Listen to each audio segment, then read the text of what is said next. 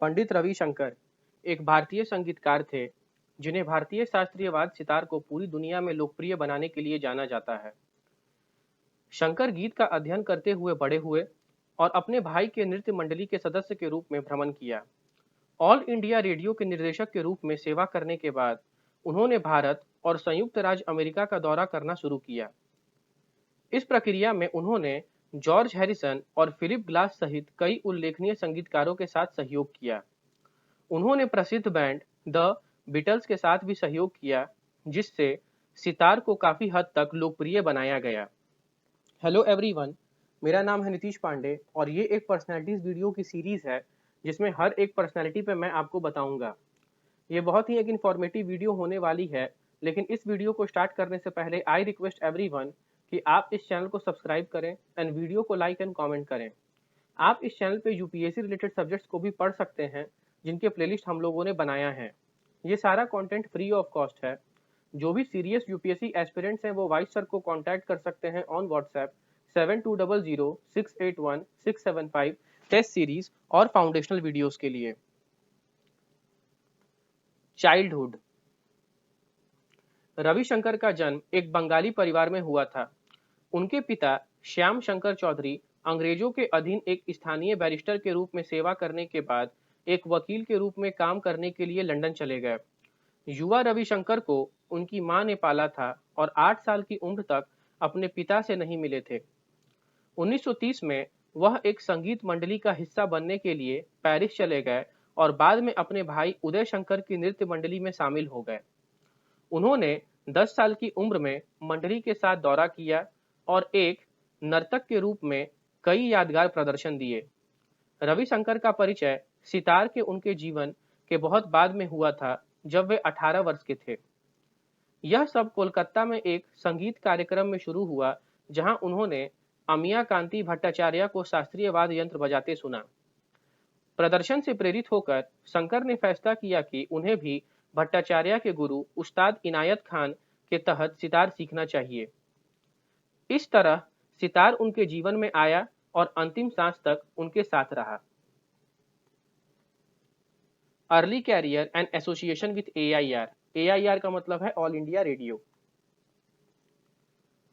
अपने गुरु उस्ताद इनायत खान से सितार बजाना सीखने के बाद वे मुंबई चले गए, जहां उन्होंने इंडियन पीपुल थिएटर एसोसिएशन के लिए काम किया। वहां उन्होंने 1946 तक बैले के लिए संगीत तैयार करना शुरू किया। इसके बाद वे नई Delhi radio station all India radio के निर्देशक बने, जो 1956 तक इस पद पर रहे। आकाशवाणी में अपने समय के दौरान शंकर ने ऑर्केस्ट्रा के लिए रचनाएं की, जिसने सितार और अन्य भारतीय वाद्य यंत्रों को शास्त्रीय पश्चिमी वाद्य यंत्रों के साथ मिश्रित किया। साथ ही इस अवधि के दौरान उन्होंने अमेरिकी मूल के वायलिन वादक यहूदी मेनुहिन के साथ संगीत का प्रदर्शन और लेखन शुरू किया। Main stream success. 1954 में रविशंकर ने सोवियत संघ में एक गायन दिया।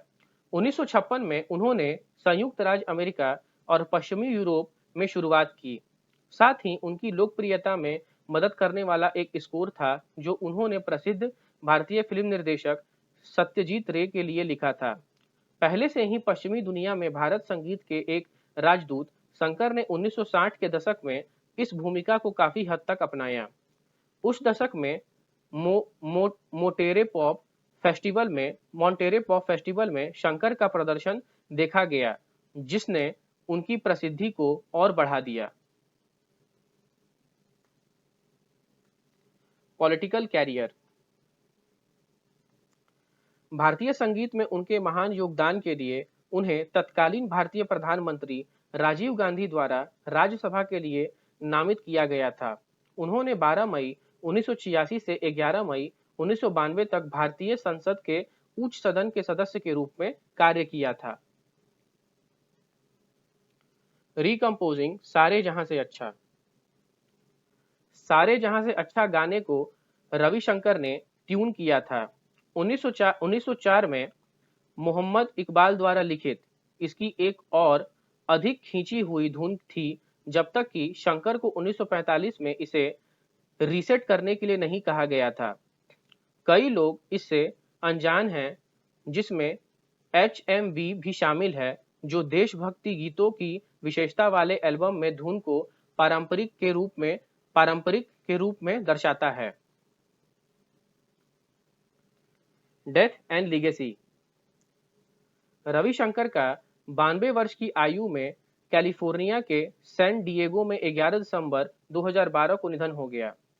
संगीतकार कथित तौर पर ऊपरी श्वसन और हृदय की बीमारियों से पीड़ित थे और उनकी मृत्यु के बाद के दिनों में हृदय वाल्व को बदलने के लिए उनकी सर्जरी हुई थी। उनका आखिरी प्रदर्शन कैलिफोर्निया के टेरेस थिएटर में उनकी बेटी के साथ था। उनकी बेटी अनुष्का शंकर भी सितार वादक और संगीतकार हैं। रविशंकर की विरासत को अब इस प्रतिभाशाली संगीतकार द्वारा आगे बढ़ाया जा रहा है। तो ये थी रविशंकर जी की जीवनी। आशा करते हैं कि आपको ये वीडियो इन्फॉर्मेटिव लगा होगा। तो इसलिए इस वीडियो को लाइक कीजिए, कमेंट कीजिए, चैनल को सब्सक्राइब कीजिए। जय हिंद, जय भारत।